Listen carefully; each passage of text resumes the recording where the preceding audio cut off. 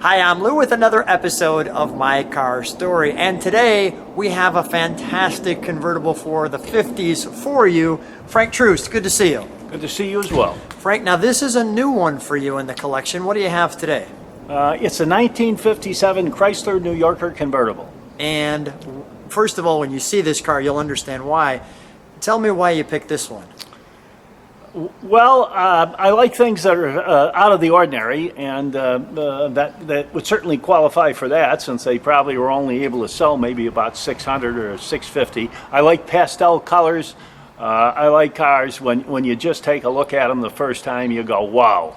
And that was my my reaction when I first saw the car. So before I show you the car, subscribe to the channel, hit that bell if you haven't before, because you'll get to see all the cars when I video them. This one, I think you'll enjoy. Hit the like button if you like it. I can't imagine anyone not liking that. Wow. So one of the things you shared with me, Frank, and I totally agree with you, is the bling factor. This car, well, it's got a lot of it. Well, I know the Franklin model folks were impressed with it because they had made a model of it long before I purchased this car. I didn't realize they had, and it turned out when I got home with the car, I found I had a model of it. Is that right? That was just a coincidence. Now, you shared something interesting about the 57. You said from the body perspective, after about, how long was it? These cars? About three years. Many of them in the northern climates would be rusted right through. One of the most vulnerable spots were these lips above the headlights, because that was unprotected. The wheels would throw the dirt and water up on that little ledge above the headlights, yeah, and they would rust out. What's the reaction when you're driving this car? What's people's reaction to you? Well, I get a lot of thumbs up. I get a lot of people I see with their cameras trying to take a picture of it. It does attract a lot of attention. While I'm showing the car, do me one more favor. There's an amazing story. This is your garage, warehouse, Karma Hall that we're in right now. You have an interesting story of why you have so many cars. Tell that story. That's a great one. Well, I've always been car insecure. I was the youngest in my high school class, so last to turn 16, last to be able to get a driver's license. The first time I went to take my test, I failed, and then had to wait a week and came back and took the test and failed it again. So then the pressure was really on. If I would have failed the third time... failed the driving test a couple of times. That's right. If I would have failed the third time, you had to wait at that time a year to take it again. Is that right? So that was the most intense pressure I've ever been under in my life, I think. So I finally got my car. I got a car that summer, 6 months later, and I've been never wished to be without 3 or 4 ever again. So it converted you into a car person. That's it. I was interested before, but I really appreciated having a driver's license after the delay in getting one. Well, we appreciate you sharing your car with us. That amazing piece of chrome all the way down, and the two-tone. Well, this car was restored to a very high standard, with all the chrome redone, all the stainless polished. It's straight as an arrow on the sides, and these rear quarter panels at one time usually would have gotten dented or rusted out, and trying to get them very smooth and straight is a real challenge for even a very experienced body man. But this car sat in a museum about 10 years and was never driven. I don't like buying museum cars for many reasons. Usually it's going to cost you $2,000 or $3,000 to get the thing roadworthy again. This wasn't too bad. The interior kind of had a coat of grunge from sitting in the museum with the top down, but I cleaned that up, and it didn't weather its storage too badly. Look at that. Let's show, we've got some treats in the trunk on this one. Yeah, one of the things I like about these Chrysler products of this era, I think they went from 50s 57 to 59. You didn't need a key to open the trunk. You could lock it if you wanted, but otherwise all you had to do was Just a push button. press the button, yes. Another thing with the power windows on the cars, you didn't have to have the ignition on to put the windows down, which I've always found very handy. So normally whenever I buy a car, first thing I'm going to get is a factory manual. And that's really a handy thing to have. And so that's the Brooklyn model. And that's heavy. Yeah, well, those Brooklyn models I think were $250 or $300 Okay. when they were new. That one I got at a some kind of a flea market for like $10, but it doesn't have the box at the top, which wasn't too important to me. You'll notice on those illustrations that the lesser models only had single headlights, but the high-end yeah. models and those made later in '57 had 4 headlights. I did not realize So that. they some states still would only allow single headlights into '57, but I think they somehow Chrysler just put the singles on the less expensive models. I guess they were just taking their chances on the New Yorker. That's great.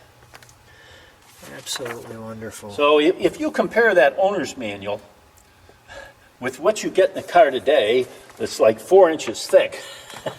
The owner's manual back then, is about 12 pages, Yeah. and it just gives you the basics. Three smart models, 12 glamorous body styles.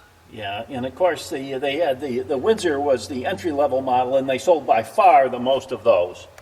And then they had the Saratoga, the middle line, and then the New Yorker at the top. And those they would have sold the fewest of. Chrysler kind of was trying to appeal to everybody. And so they sort of went downscale. If you bought their base model, they could have you'd buy a Chrysler for that of a Chevy, but it would have no power steering or brakes or radio or about anything else. But you would have a list price down with a Chevrolet if you bought the base model with no options. Well, we'll close that. Thank you, Frank. And we'll take a look at our interior. First of all, even the back seats look fantastic. It's almost like a metallic piping. Yes, and that wasn't available for a long time, and it is today. So You can see a sparkle in the seats, too. yes, they used a metallic thread in it, and all their cars for '57 they would color key the interiors to the exteriors. Of course, New Yorker you're going to get by far the most luxurious version. I have a '61 New Yorker convertible. By then, all the color keying was gone and fancy cloth and gold threads and so on, and it's just all basic red woven vinyl. What a shame.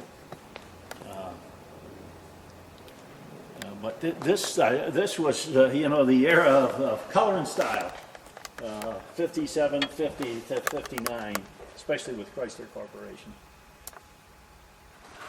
Wow. Actually, it looks like that's straight up. There we go. I've got the wheel figured out there. So you'll see most people, if they get in that car and they want to start it, I say go ahead, and they would never figure out how to start it in a million years. There's of course an ignition switch with a key. Turning that does nothing. So then they're looking all around. Even my friend Noel is here today, the Chrysler expert, couldn't figure out how to start the car, but you basically press the neutral button on the transmission selector. Pressing the neutral button starts the and car that with the key starts and the car. ignition. It's just counterintuitive, and no other Chrysler had it. It was probably a one-year thing, could be New Yorker only. I really see no advantage to it. Yeah. Interesting how these, you can see the depth in the gauges here. Yeah, the dash is pretty straightforward. And also the steering wheel, then you got 58, 59, 60. Well, then they started to get really off the wall, the Chrysler dashes and steering wheels, you know, kind of like a spaceship styling. But this was still pretty ordinary and functional. The thing I love about your cars is they're all original, so it literally takes you back to that time frame. Yeah, although I can't say in '57 if I could buy anything. Of course, I didn't have a driver's license then. But if I could have bought anything, I doubt if I would have bought a Chrysler Convertible. Let's take a look under the hood. Even the New Yorker script right there. So classy. If you notice these letters on the hood, even those they had to put some style on. You see how they're rounded. You know, so just a flat chrome letter, that was not going to be sufficient. And then they painted the inside of the letter white.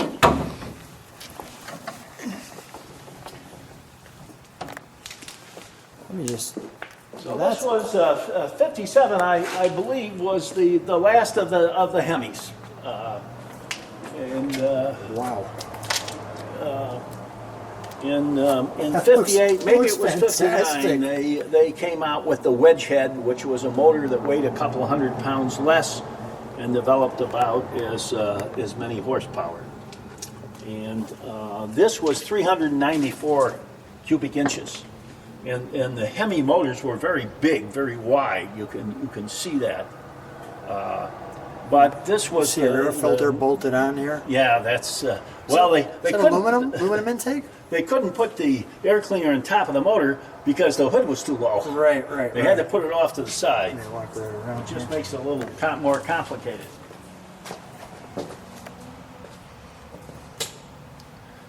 So when the car was restored, the restorer went to great lengths to be sure everything was correct. The stickers were on and so on. If you would have bought this car new and looked under the hood, I'd say the difference you would have noticed is the paint would not have been nearly as glossy on the radiator or air cleaner or the valve covers. I mean, it would be painted this way, just wouldn't have been as high gloss. Can we open that door one more time? I get Sure. the feel that the fender tag is in the door jamb. Well, Not I think you're right. in here? Yeah, well, it's down there. Okay, let me take a look. And one way you know if a car's been restored is they riveted those tags on when they were new. And usually if somebody's restored them, they usually use screws, or if they use rivets, it wouldn't be like it was done originally. Got it. Just the even in like the ashtray, how great the styling is. Just amazing. Let's fire it up, shall we? Okay.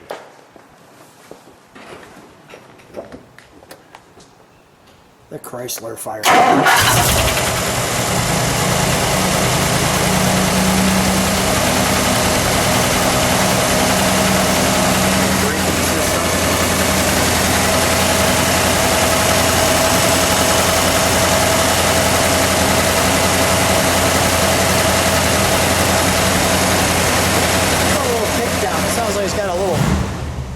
Oh yeah, that changed everything. Hold on.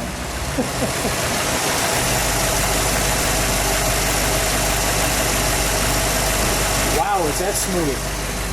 That is smooth, Frank. Let's, can we step on the brakes for just a moment? There's some big tail lamps. And we'll just let it idle for a minute. Oh, listen to that.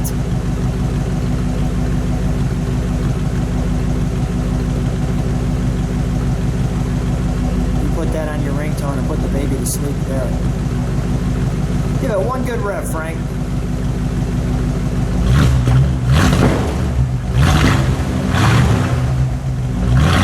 Nice. That's wonderful. All right, we'll shut that down. Man, that's a good one. That is a good one. So I think about this car. I know of 4 or 5 that have been restored identical to this. They used the same color, exterior, interior, used the same chrome wire wheels. Everything was exactly the same. Just very odd. 5 different people must have decided that they wanted a 57 New Yorker convertible in this Indian turquoise. Just like this. With this matching interior. Yeah, and then the fact that Franklin Mint did a model on one as well is rather amazing. I would say when this car was new, there were probably maybe 25 originally painted Indian turquoise. And this is great. Indian turquoise is the color. That's the color. Frank, yeah. Frank, first of all, real treat. I know you and I have known each other for a while. Real treat to come out and share this car. Thanks so much for being on My Car Story. My pleasure.